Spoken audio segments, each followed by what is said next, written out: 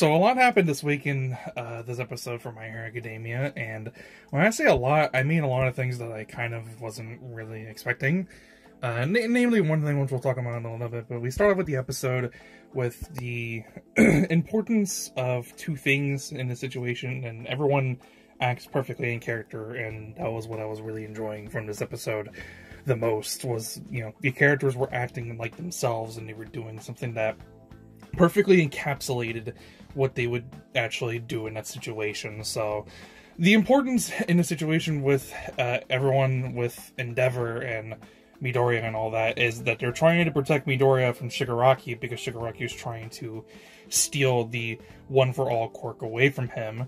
And they're also trying to protect Aizawa, because Aizawa has the erasure quirk, and he's the only person who's capable of being able to stop his quirk. And the reason why that's important is because if Shigaraki can't use Decay, then everyone still at least has a fighting chance, despite the fact that Shigaraki has superhuman strength and speed and regeneration abilities.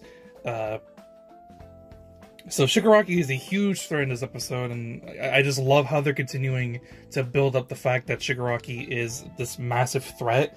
Because, as I mentioned before, I thought the previous season and season 5 didn't really properly do that in terms of building him up like it was supposed to. But this season so far, with a lot of the action scenes and a lot of you know specific moments, has been really enjoyable. So perfectly in character with everything that happens in the episode, that I really enjoyed. Endeavor obviously still trying to take down Shigaraki, but Shigaraki is just absolutely fucking unstoppable at this point. Endeavor's strongest attacks are barely doing anything at all, and then it's not like it really matters anyways, because he could just regenerate it completely, so the damage is pretty much null. You know, it doesn't really matter. Eraserhead is doing everything that he can in order to make sure that he doesn't close his eyes, because as soon as he closes his eyes, Shigaraki is at his fullest fucking strength.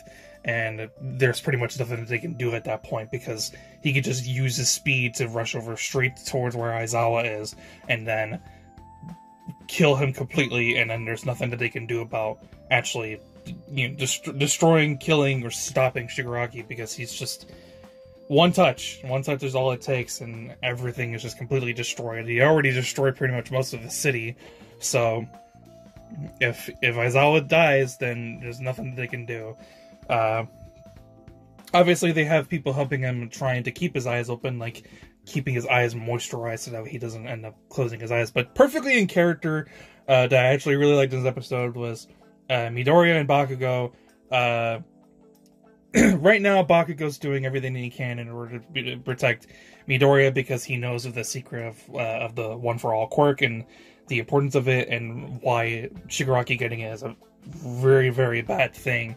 But then Midoriya, of course, because he's supposed to be pretty much the embodiment of what's supposed to be like the perfect hero, or his journey towards being the perfect hero, even though he's the League of Villains / Shigaraki / All For One's main target, he's still going to go ahead and put his life on the line regardless, and he's going to do what he can in order to be able to help out as much as possible, whether or not he actually manages to be able to stop Shigaraki, or he is able to slow him down and progressively wear him down as time goes on. And Bakugo does the exact same thing, for obviously a different reason, because his main thing is that he's really salty about Shigaraki and, you know, what he did before in the past in previous seasons, and he really wants to kick his ass, which you know perfectly falls in line with his character, which I really enjoyed. And then they have this really shocking moment where it's like All For One is directly speaking through Shigaraki. And I mentioned this before, I did a little bit of research, but the whole like point of All For One giving Shigaraki these powers to begin with was that he was trying to essentially turn his body into a completely new vessel for him to take control, so that way he can, you know, do his bidding and all that and yada yada.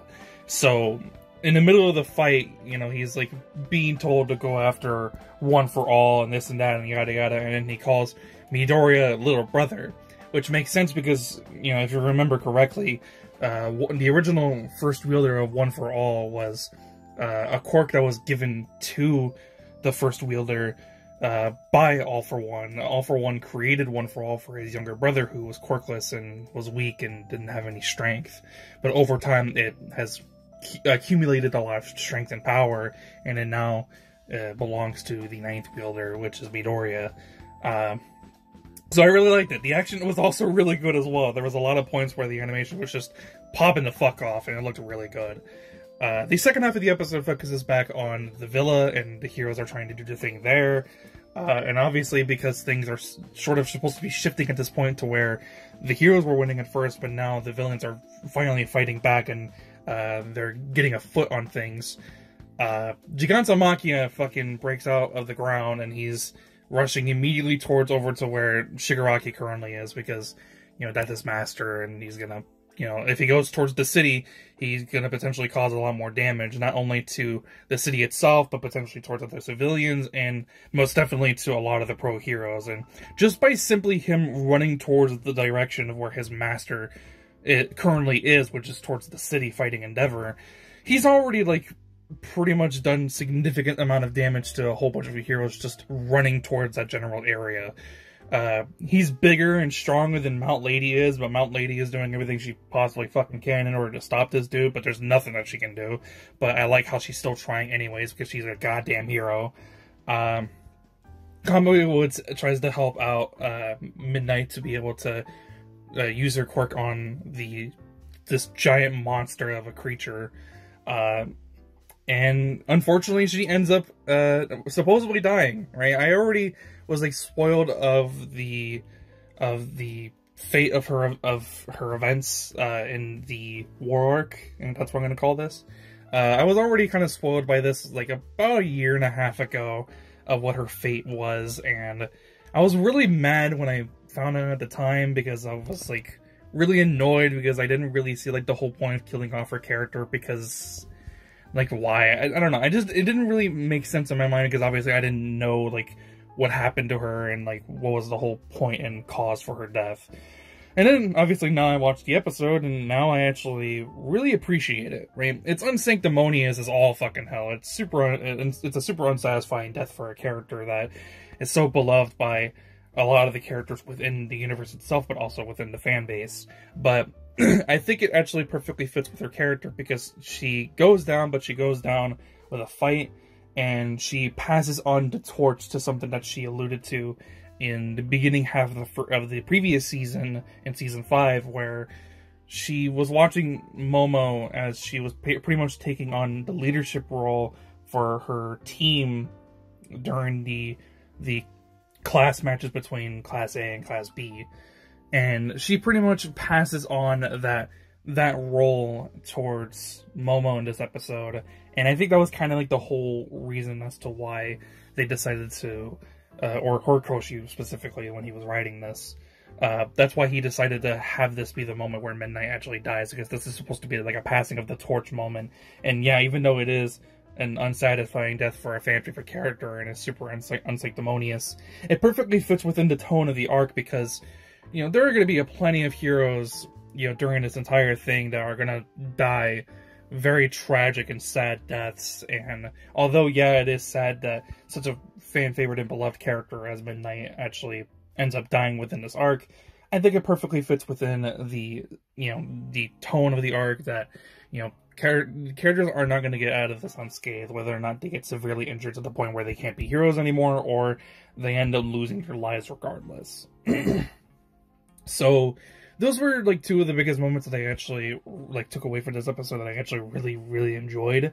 There were other moments, specifically kind of involving around the rest of the students with Momo, and the fact that they all decide to band up together and do what they can in order to be able to stop Giganta Machia, because the job that was given the moment was to try to do everything that she and her friends and team can do in order to be able to stop them, even if it involves having to use something that's actually against the laws for heroes to use, which is to use anesthetics. But considering the fact that, you know, people's powers aren't going to be able to work against this guy, they have to do whatever they can in order to be able to stop this dude. So, you know, it is what it is, right? Like, even though they might get into a lot of trouble because of it, it was Midnight who gave them the, you know, the job of using them in the first place, and it's not like she's gonna be receiving any punishment anytime soon because she's most likely dead. Maybe they'll decide to do something different from the manga in comparison to the anime, because